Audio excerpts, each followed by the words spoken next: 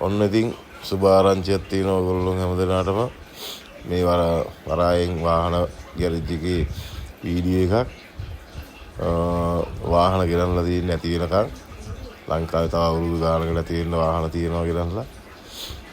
ඉතින් මිලාන අවශ්‍ය ලෙස වැඩි වෙනවා කියලා කට්ටිය කතා කියනවා.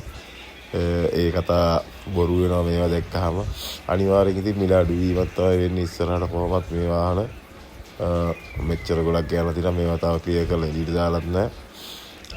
මේවත් මාකට් එකට එකතු වුණාම අනිවාර්යෙන් වාහනවල මිල යම් කිසි වෙනසක් අනිවාර්යයෙන්ම වෙනවා කියලා ඔයගොල්ලොත් බැලුමට පේනවා ඇතිනේ. ඉතින් මේ වීඩියෝ එකේ මෙහෙම කතාවක් තියෙනවා. ඒ කතාවත් ඔයාලා අහගෙනම යමු.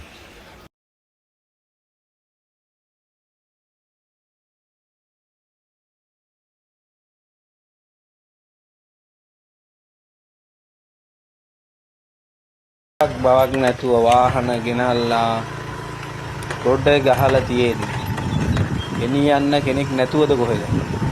රොඩ ගහලා අක්කර ගානක් කැලෑ සුද්ධ කර තමයි වාහන පාන්නේ. මොකද වරාය ඉඩ නැතුව වෙන්නේ. රිලීස් කරගත්තට ගෙනිය ගන්න බෑ. එච්චරට වාහන ගහලා තියෙන්නේ. ඒකෙහිඳ කවුරුත් බය වෙන්න එපා. ඉදිරියේදී වාහන මිලක් වැඩි වෙන්නේ අඩු වුණොත් මිස. මොකද ඉස්සරහට වාහන තියෙන ඕන තරම් මේ කැලෑ සුද්ධ කර අක්කර මේ යන්නේ අක්කර 20ක විතර යාඩ් එකක්. වාහන මේ ඔක්කොම මෙතන මේ ගහලා දැන් මේ ගොඩ ගහලා තියෙන්නේ. මේ වගේ යාඩ් බර ගාණක් තියෙනවා. මම දැන් වරාය ඇතුළෙත් ඇති. මේව මාස ගාණක් වෙනවා. මේවා ඊට මෙතන තියෙන මේ කාර් විතරමයි. ඊට පස්සේ වෙන දැන් වල ලෝරි, ට්‍රක්, පොඩි ට්‍රක් ගහලා ඔය ඩීම බට් එහෙම මට දෙන්නේ ඔය තියෙන ඒවා පරණ ඒවා සේල් කාර් වහංග කියලා තියන් ඉඳපුවා. සේරෝ ඉවරයි මට